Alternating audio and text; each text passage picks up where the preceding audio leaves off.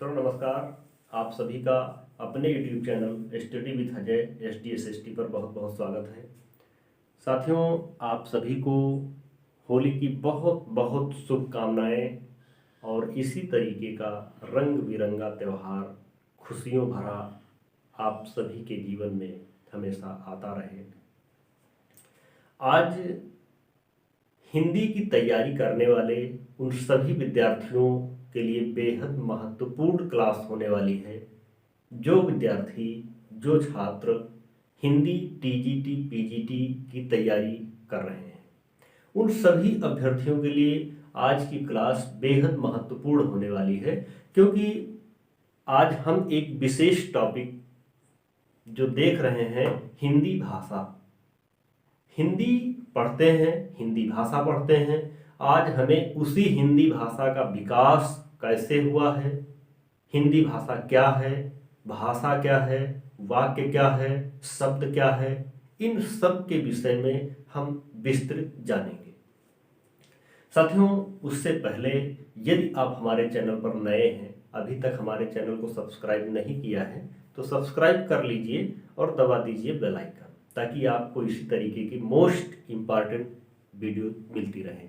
देखिए, आज की जो क्लास है वो प्रश्नगत नहीं है, ऑब्जेक्टिकल नहीं है, बल्कि थ्योरिकल है। लेकिन इस थ्योरिकल क्लास में अगर आप नोट्स बनाना चाहें तो नोट्स भी बना सकते हैं, और जो महत्वपूर्ण बिंदु हों उन बिंदुओं को आप नोट भी कर सकते हैं। ठीक, तो हम बात करते हैं। जैसा कि सब लोग टॉपिक देख रहे हैं, हमारा जो टॉपिक है आज का वो है हिंदी भाषा। हम भाषा से संबंधित बात करेंगे कि आखिर भाषा है क्या।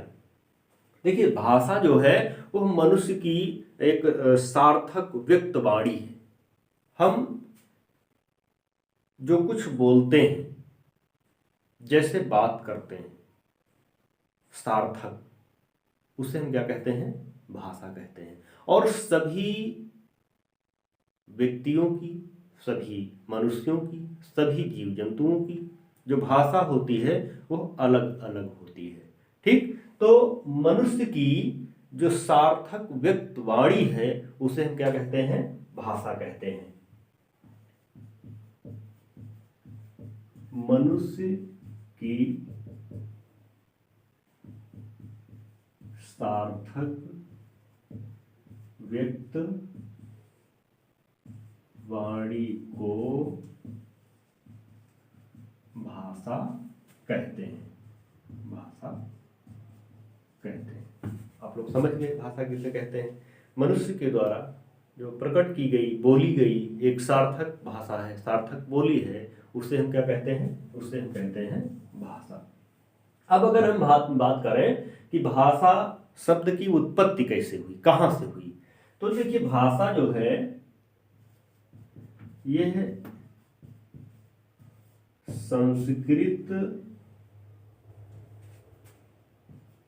संस्कृत भाषा के भाष धातु से। जो भाषा शब्द है, इस भाषा की उत्पत्ति कहां से हुई है? संस्कृत भाषा के भाष धातु से भाषा शब्द की उत्पत्ति हुई है। इसका अर्थ क्या है? इसका अर्थ है वाणी को व्यक्त करना। वाणी को व्यक्त करना, यानी भाषा शब्द का जो अर्थ है, भाष धातु का जो अर्थ है, इसका अर्थ क्या है? वाणी को व्यक्त करना।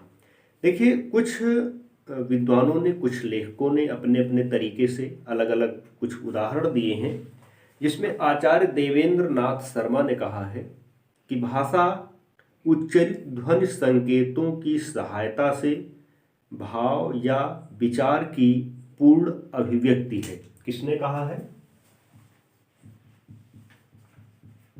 आचार्य देवेंद्र शर्मा। आचार्य देवेंद्र शर्मा ने क्या कहा है कि भाषा उच्चरित ध्वनि संकेतों, भाषा क्या है? उच्चरित ध्वनि संकेतों,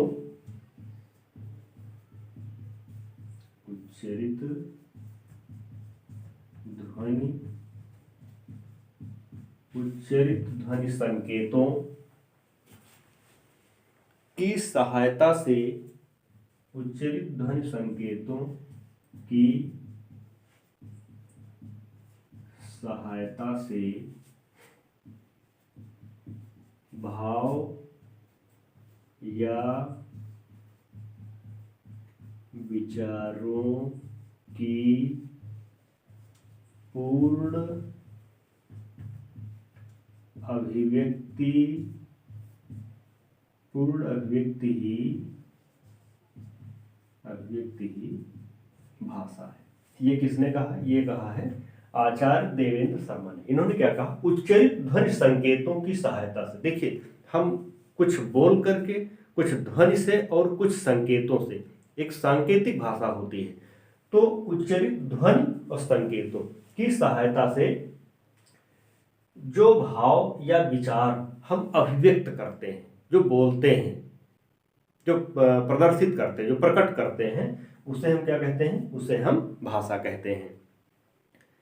सार्थक शब्दों के समूह को भाषा कहते हैं या संकेत को भाषा कहते हैं। हम ऐसे भी कह सकते हैं कि सार्थक शब्दों या संकेतों को भाषा कहते हैं। ठीक, तो इसमें से जो भी महत्वपूर्ण बिंदु आपको लग रहे हैं उनको नोट कर सकते हैं, क्योंकि जो थ्योरिकल होता है उस थ्योरिकल को अगर पढ़ेंगे तो बहुत आराम से आपकी समझ में आ जाएगा और एक एक पॉइंट आपको लगेगा कि नहीं ये महत्वपूर्ण है, और हम उन्हीं बिंदुओं को इस पे रख रहे हैं आपके सामने कि जो बेहद महत्वपूर्ण है और निश्चित रूप से परीक्षा उपयोगी भी है।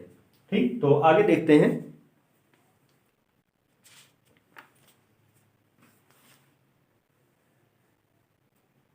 भाषा की जो प्रकृति है, भाषा सागर की तरह सदा चलती बहती रहती है। भाषा जो है वो सागर की तरह, जिस प्रकार से नदियां हमेशा निरंतर बहती रहती हैं, उसी प्रकार से ये भाषा भी, इसमें भी तरह तरह के सुधार किए जाते हैं। तो भाषा जो है वो निरंतर सागर की तरह चलती बहती रहती है, और भाषा को कहा गया है कि यह एक सामाजिक शक्ति है जो मनुष्य को प्राप्त होती है। देखिए, भाषा को कहा गया है, भाषा एक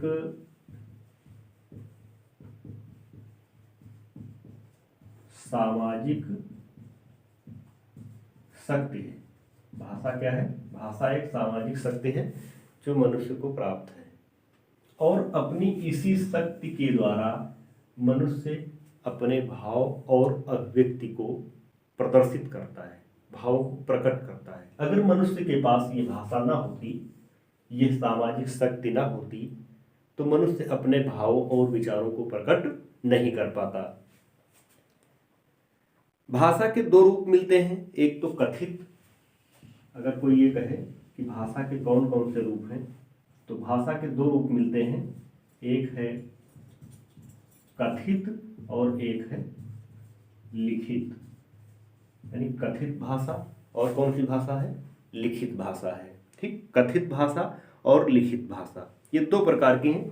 कथित भाषा में कहकर, बोलकर, कहकर या बोलकर, और लिखित भाषा में क्या है? लिखकर। लिखित भाषा में क्या है?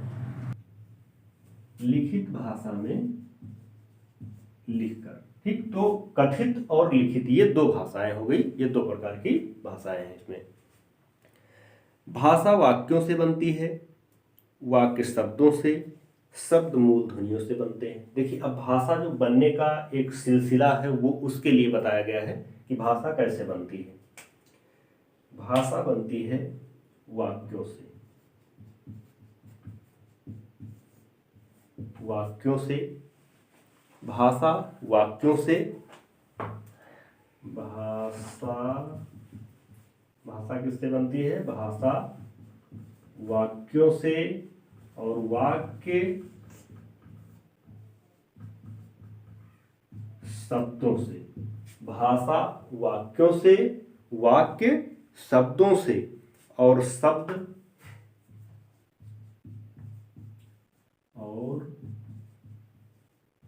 शब्द मूल ध्वनि ध्वनियों से। शब्द कैसे बनते हैं? शब्द बनते हैं मूल ध्वनियों से।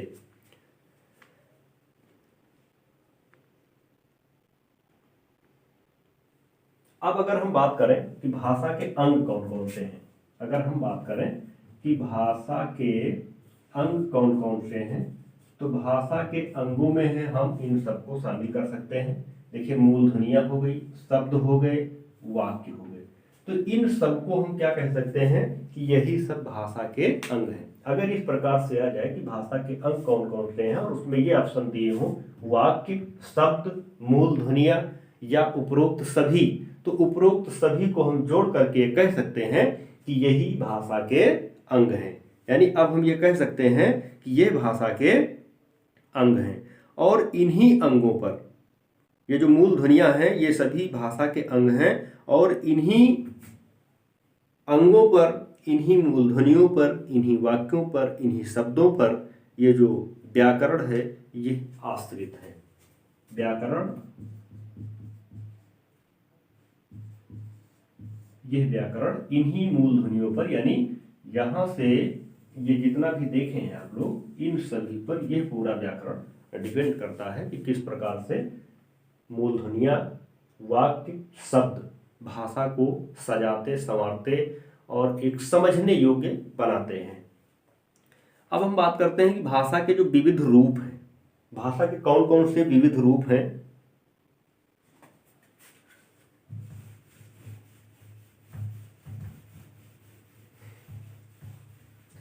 भाषा के हम विविध रूपों की बात करते हैं, इसमें कौन कौन से आते हैं उन सभी को देख लेते हैं।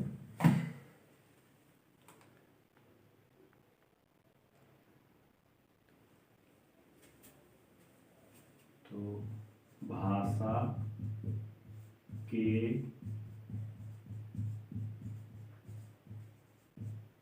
विविध रूप, भाषा के विविध रूप। देखिए, कोई भी देश हो वहां पर 3 प्रकार की भाषा और भाषा के जो रूप हैं वो सामने आते हैं। उसमें 3 प्रकार के जो रूप मिलते हैं। एक होती है बोली, और बोली को हम लिखते हैं बोलियां, क्योंकि एक बोली नहीं, सभी देशों में न जाने कितनी बोलियां बोली जाती हैं। तो एक तो आता है बोलियां, दूसरा आता है परिनिष्ठित भाषा, जो एक शुद्ध भाषा के रूप में बोली जाती है। एक होती है बोलियां, परिनिष्ठित भाषा, और होती है राष्ट्रभाषा। और क्या होती है? राष्ट्रभाषा। ये है प्रत्येक देश के, हर देश के ये 3 रूप मिलते हैं। एक बोलियां, परिनिष्ठित भाषा, राष्ट्रभाषा। देखिए, अब बोलियां क्या है? जिन स्थानीय बोलियों का प्रयोग किया जाता है, वहां के लोग जिन बोलियों को बोलते हैं उन्हें हम बोली कहते हैं। और जो परिनिष्ठित भाषा, बोलियां देखिए एक क्षेत्र में बहुत सी बोलियां हो सकती हैं। अभी जब बोलियों को पढ़ाएंगे, बोली भाषा को पढ़ाया जाएगा तो उसमें सारी बोलियां क्लियर हो जाएंगी। तो यहाँ पर हमको देखना है कि बोलियां आखिर हैं क्या। किसी क्षेत्र विशेष में बोली जाने वाली बोली को हम बोली कहते हैं। वहां की जो भाषा होती है उसको हम क्या कहते हैं? बोली कहते हैं। और जो परिनिष्ठित भाषा होती है, जिसको हम शुद्ध भाषा बोलते हैं, परिनिष्ठित भाषा का मतलब क्या होता है? शुद्ध भाषा। ठीक, तो ये होती है हमारी शुद्ध भाषा। और राष्ट्रभाषा वो होती है जो उस देश की सरकार के द्वारा मान्यता दी जाती है, जिसको उस देश की सरकार मान्यता देती है कि नहीं ये राष्ट्रभाषा है, तो वो राष्ट्रभाषा या राजभाषा होती है। ठीक, तो इस प्रकार से ये 3 भाषा के 3 रूप मिलते हैं।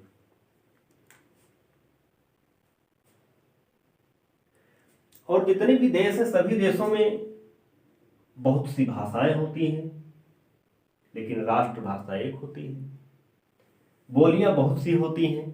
इसी प्रकार से अगर हम बात करें अपने भारत देश की, तो इस भारत देश में लगभग 600 से अधिक बोलियां बोली जाती हैं।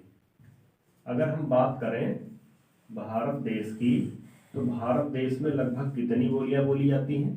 600 से अधिक बोलियां बोली जाती हैं।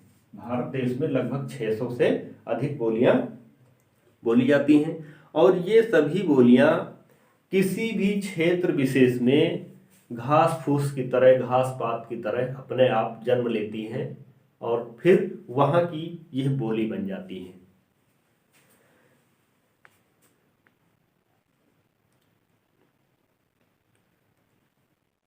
जैसे भोजपुरी, मगही, ब्रजभाषा, अवधी, ये सभी बोलियां। अगर हम भोजपुरी की बात करें, भोजपुरी हो गई, मगही, अवधी, ब्रज, तो ये सभी क्या है, ये सभी बोलियां हैं। तो साथियों, आज की क्लास में इतना ही और अगली क्लास में आप लोगों से फिर जल्द मुलाकात होगी। तब तक के लिए धन्यवाद।